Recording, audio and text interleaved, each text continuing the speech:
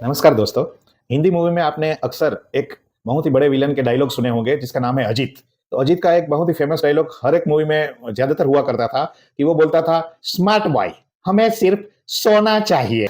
जी हाँ दोस्तों, तो मैं वही सोने की बात करता हूँ जो फेमस विलन अजीत को भी बहुत पसंद था। और वो भी क्यों ना, क्योंकि आज की डेट में सोने के रेट आप लोग देख रहे हैं, 1.5 लाख से ऊपर करीब करीब सोने का रेट हो गया है। और देखा जा रहा है कि मार्केट में सोने में और तेजी आने की संभावना भी है। मैं आपको ये पूछना जरूरी समझूंगा कि हम गोल्ड बाय क्यों करते हैं, गोल्ड खरीदना क्यों चाहिए। तो दोस्तों, जैसे कि आप सब लोग जानते हो, ओल्ड इज गोल्ड की पुरखों की समय से हम देखते आ रहे हैं कि गोल्ड की वैल्यू में कभी भी कोई कटौती नहीं आती है और बुरे वक्त में हमेशा गोल्ड ने ही अपना साथ दिया है। तो गोल्ड एक तरफ से एक सेफ इन्वेस्टमेंट माना जाता है। और इससे भी आगे मैं ये कहूंगा आप सब लोगों को कि अगर आपका पोर्टफोलियो में आपको डाइवर्सिफिकेशन लाना है, मतलब कि जो आपका पोर्टफोलियो है, इक्विटी भी इक्वल बैलेंस होना चाहिए आपके पोर्टफोलियो में, आपके पोर्टफोलियो में लिक्विडिटी भी होनी चाहिए और आपके पोर्टफोलियो में थोड़ा सा सेफ इन्वेस्टमेंट भी होना चाहिए। जैसे कि आपने कहावत सुनी होगी कि don't put all your eggs in one basket. दोस्तों, आज के जमाने में गोल्ड परचेस करने का एक स्मार्ट तरीका आ गया है। आज के जमाने की जो जेन जी जनरेशन बोलते हैं हम इसको,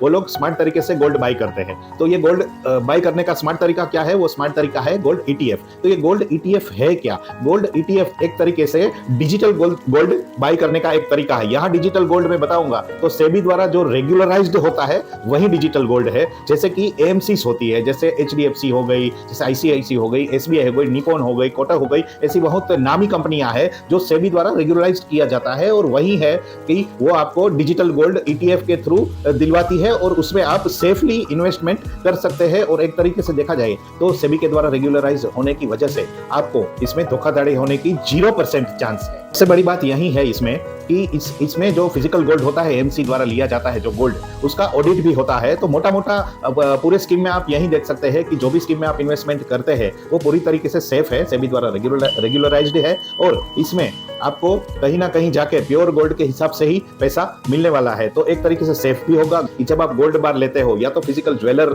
से कोई भी गोल्ड लेते हो, ज्वेलरी परचेस करते हो, तो इसमें मेकिंग चार्ज भी लगता है। गोल्ड बार अगर आप लेते हो तो उसमें आपको जीएसटी भी पे करना पड़ता है। जबकि आप ईटीएफ लोगे तो उसमें उस टाइप का कोई रिस्ट्रिक्शंस नहीं रहेगा। आप जब भी चाहो इसको बाय कर सकते हो और जब भी चाहो इसको आप बेच भी सकते हो। अब सवाल आता है कि कितने पैसे का गोल्ड ईटीएफ ले सकते हैं और मिनिमम कितना लेना चाहिए, मैक्सिमम कितना लेना चाहिए। तो यहाँ मैं आपको बता दूं कि गोल्ड ईटीएफ लेने में कोई रिस्ट्रिक्शन नहीं है। आप 500 रुपया से भी गोल्ड में एसआईपी के जरिए इन्वेस्टमेंट कर सकते हैं और 5,000, 25,000, 50,000, 1 लाख, 10 लाख का लमसम इन्वेस्टमेंट भी गोल्ड ईटीएफ में आप कर सकते हैं। और सबसे अच्छी बात इसमें क्या है कि आज आपने गोल्ड परचेस किया, कल आपको इसको सेल करना है तो कभी भी सेल कर सकते हैं। उसके लिए आपको कोई इक्विटी मार्केट में जाने की रिक्वायरमेंट नहीं है। जैसे नॉर्मल म्यूचुअल फंड लेते हैं वैसे ही इसको भी बाय करना है। नॉर्मल म्यूचुअल फंड की तरह इसको भी आप रिडीम कर सकते हैं। जो भी गोल्ड का रेट चलता होगा उस हिसाब से आपको उस समय में उस यूनिट का जो रेट होगा वो आपको गोल्ड का भाव के हिसाब से आपके अकाउंट में जो भी नियम होगा उस हिसाब से आपको